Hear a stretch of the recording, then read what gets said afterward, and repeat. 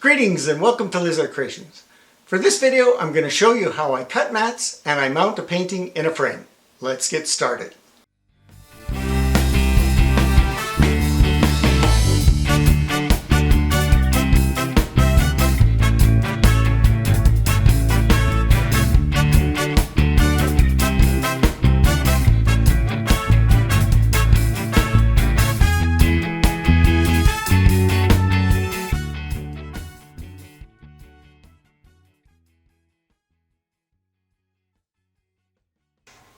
I begin by measuring the dimensions of the artwork that will be exposed through the mat opening. For this painting, the width is 10 inches and the height is 14 inches. Next, I measure the dimensions of the opening at the back of the frame. This opening is 14 inches wide by 18 inches high. This will provide a 2-inch mat around the painting. After selecting an appropriate acid-free mat for the painting, I determine the optimum use for the matting. I mark off the internal frame dimensions of 14 inches and 18 inches to produce as little waste as possible. I use two different cutters on the mat cutter sled. A 45-degree bevel angle cutter used to cut out the internal area where the painting will be displayed, and a straight edge cutter that I use to cut the outer dimensions. I also use a retractable utility knife. Each cutter must have sharp blades or the cuts will not be clean. The sled has a track and the cutters have a groove that fits on the edge of the track. I begin by cutting the mat to the size of the inside of the frame. I line up my dimension marks with the edge of the mat cutting sled and then use the straight blade cutter to cut the mat. I do that for both the 14 and 18 inch dimensions. In the event I did not cut right to the corner, I will use the utility knife to complete the cut. I verify that the mat is the right size by slipping it into the frame. I'm using one of my rustic barnboard frames for this watercolor painting. I begin marking out the interior alignment marks by finding the center of each edge, 7 inches on the 14-inch side and 9 inches on the 18-inch side. I use the center mark as my guide for measuring the interior to be removed. I divide each interior cutout dimension in half and then use that to measure from the center mark. I align an appropriate multiple of 10 on the tape measure to the center mark on the mat. This simplifies the math. Here I'm using the 10-inch mark. For the height, I add 7 inches to the 10-inch center and subtract 7 inches from the 10-inch center and mark both points so the cut lines will be exactly centered and will be 14 inches wide.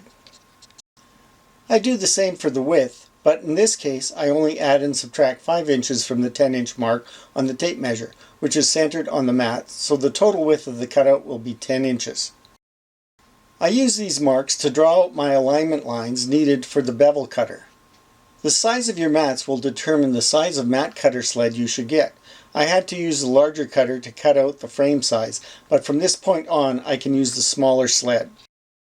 When using the bevel cutter, you need to put a cutting surface under the area being cut, or you will get a ragged edge on the surface of the mat board. I use a scrap piece of mat board to back the cut. I use the adjustable guide on the mat cutter sled so the cut lines line up with the edge of the sled, and I then lock down the guide. I align the mark on the bevel cutter with the lines drawn on the mat. I begin the cut by firmly pressing the cutter into the mat board. I slide the cutter along the sled in a smooth, consistent motion, stopping when the alignment mark lines up with the mark at the opposite end of the cut. If the cut does not go completely through the mat board, it may be for a few reasons. The blade may be dull. In that case, replace the blade or flip it over and use the fresh edge. The scrap cutting mat was not under the mat board, or the scrap board was damaged from repetitive use, or the cutter needs to be adjusted. You can change the depth of the cut with the screw under the cutter. Turning the screw counterclockwise causes a deeper cut. Too deep a cut makes it more difficult to push the cutter along the sled. When cutting, I put pressure on the sled bar to keep the mat from sliding. If everything is set correctly, you get a clean cut along the full edge with no damage to the surface. After all 4 sides are cut, I use the utility knife holding it at a 45-degree angle to complete any corner cuts that did not cut completely through. If you push the cutter past the alignment mark, you'll cut beyond the corner, which is visible on the front of the mat. After cutting out the mat, we decided this painting would look better with a double mat. so I duplicated the process on the dark green mat using the same dimensions as the mat I just cut. I then made the opening on the first mat 1/4 inch larger. You can always make the hole bigger, but you have to start from the beginning if you want to make it smaller. Hint: when making the hole bigger, it is easier if you put the original cutout back in the opening. This will prevent the cutter from tilting into the opening. Once the mats have been cut out, you need to cut the foam board to the size of the opening at the back of the frame. I start by marking the size of the opening on the foam board.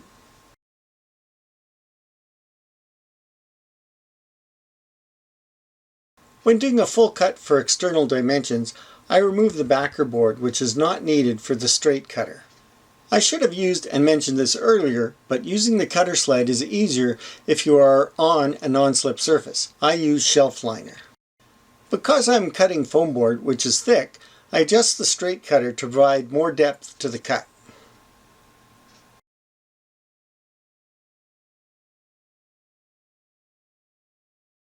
I begin by setting the guide so the alignment marks line up with the edge of the sled, and then I lock the guide in place. I make the cut using the straight edge cutter. Once the foam board is cut to fit, I then duplicate the process for the acid-free Bristol board, which will be the same size as the foam board. I had to remove the guide from the cutter sled for one of the cuts because the Bristol board was too big, so I had to align the cut marks without the use of the guide. I use the straight edge cutter to cut the Bristol board to the size of the opening at the back of the frame. Here are all the components needed to assemble the painting, which includes the frame, Bristol board, foam board, inner mat, outer mat, painting, and glass. Assembly begins by applying thin acid-free double-faced tape to the edges of the outer mat. The outer mat is then aligned with the inner mat and the pieces are stuck together. Small strips of single-sided acid-free tape is then applied to the back edges of the artwork. The mats are then aligned and stuck to the artwork. Additional tape can be used to get the painting flat against the back of the mat. It is time to start assembly. Before beginning, clean the glass and place it in the back of the frame. Next, place the matting and artwork face down on the glass. Put the foam board on top of the matting, and then put the Bristol board on the foam board. You can either put the glossy or matte side facing out. The last step is to lock the backing in place. We use a point tool designed for this purpose, but there are also systems that use staples and pins. This painting is ready to be wired, but I cover wiring in a different video. I will put a link in the description to that video. It is now time to showcase two of my wife's paintings. The first is called Little Red Wagon, which is a 12 by 16 inch watercolor in a 17 by 21 inch black MDF frame. The second is called Peekaboo, which is a 16 by 12 inch watercolor in a 22.5 by 18.5 inch black wood frame. You can always see more of my wife's artwork and my creations on our website at lizardcreations.com. And remember, have fun, be safe, and create a remarkable treasure.